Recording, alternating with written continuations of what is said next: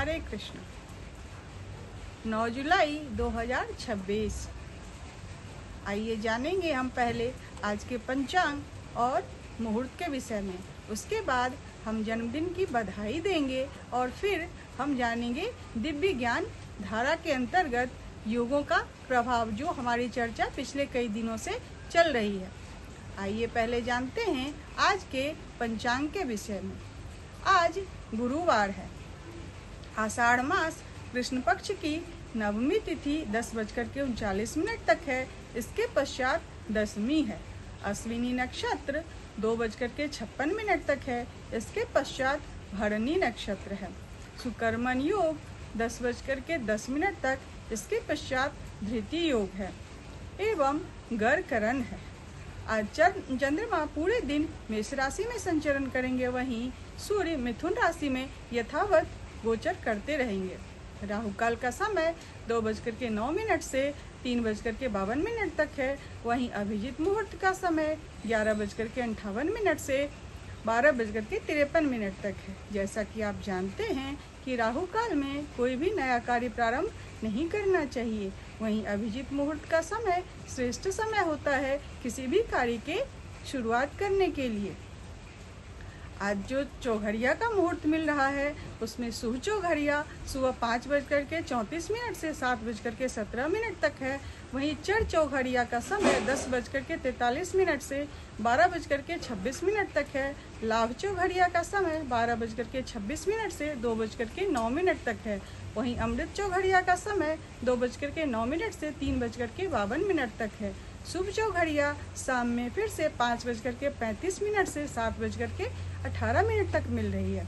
जैसा नाम से स्पष्ट है, आप इन चौघड़िया मुहूर्त में इस योग के अनुसार काम कर सकते हैं। अर्थात जो कार्य शुभ कार्य है उसे शुभ चौघड़िया में, एवं चर कार्य अर्थात वाहन आदि खरीदना हो, वाहन चलाना हो तो वो चर चौघड़िया में। लाभ जैसा नाम से स्पष्ट है, जिस चीज में आप लाभ चाहते हैं उसे लाभ की चौघड़िया में। अमृत चौघड़िया औषधि आदि के सेवन के लिए शुभ होता है एवं शुभ चौघड़िया हर कार्य के लिए शुभ होता है। आज सुबह 5:09 से 2:56 तक सर्वार्थ सिद्धि योग भी है।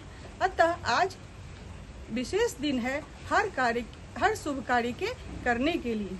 ऐसा समय बहुत कम मिलता है जिसमें आपको इतने अच्छे मुहूर्त एक साथ मिल रहे हैं। आइए आज जानते हैं आज के विशेष मुहूर्त के विषय में।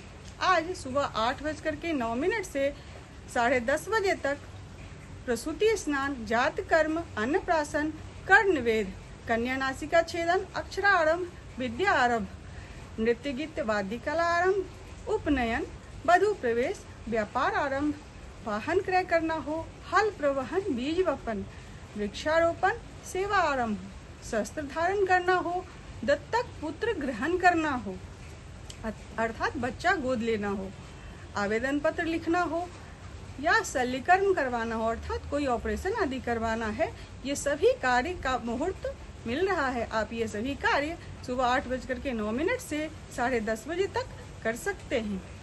आइए अब चलते हैं जन्मदिन की बधाई की तरफ।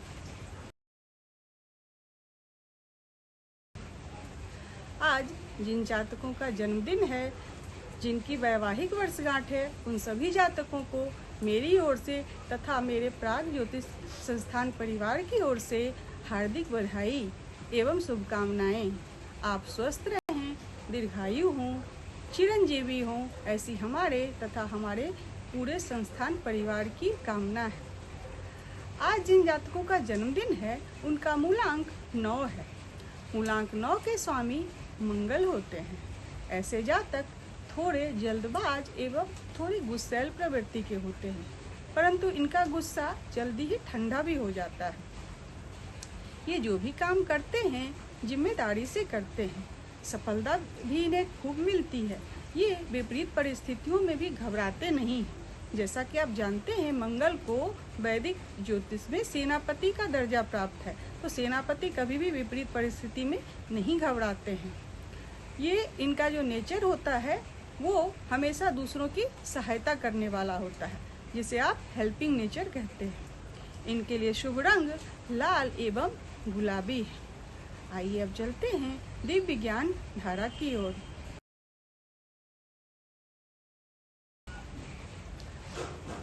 अभी हमारी चर्चा कई दिनों से योग के विषय में चल रही है, अर्थात आप किस योग में जन्मे हैं। आप अपने जन्म कुंडली को जब खोलते हैं तो उसमें योग का नाम लिखा होता है, वो स्पष्ट रूप से लिखा रहता है, आप उसमें देख सकते हैं। खोलिए अपनी जन्म कुंडली या अपने बच्चे की जन्म कुंडली, अपने परिवार में जिसके बारे में भी आप जानना चाहते हैं उनकी जन्म कुंडली खोलें और देखें कि उनका जन्म किस योग में हुआ है। आज चर्चा है आयुष्मान योग की। जिन जातकों का जन्म आयुष्मान योग में होता है, ऐसे जातक शांत, संयमी और अनुशासित होते हैं। इस योग में जन्म लेने का फल अच्छे स्वास्थ्य, दीर्घायु और स्थिर जीवन के रूप में मिलता है। परंतु ऐसे लोगों को कभी कभी आध्यात्मिक अत्यधिक सावधानी, जैसे कहते हैं ना कि आप बहुत सावधान होकर चलते हैं, लेकिन कभी कभी वही अत्यधिक सावधानी इनके अवसर को छीन भी लेते हैं। इसलिए जो उपयुक्त, इनके लिए जो उपयुक्त क्षेत्र होता है जिसमें कि ये सफलता पा सकते हैं, वो क्षेत्र होता है चिकित्सा का, योग का एवं स्वास्थ्य संबंधी जो भी क्षेत्र हैं। जैसे कि आप आज के डेट में MR, इस तरह के जो भी लोग होते हैं, जो भी दवाइयों से संबंधित, चिकित्सा से संबंधित, शल्य कर्म के उपकरण से संबंधित ऐसे जो भी क्षेत्र होते हैं, चाहे वो चिकित्सा किसी भी प्रकार की हो, आयुर्वेदिक हो, अंग्रेजी हो, कोई भी चिकित्सा हो, उस तरह के क्षेत्र इनके लिए अत्यधिक उपयुक्त क्षेत्र होते हैं। धन्यवाद।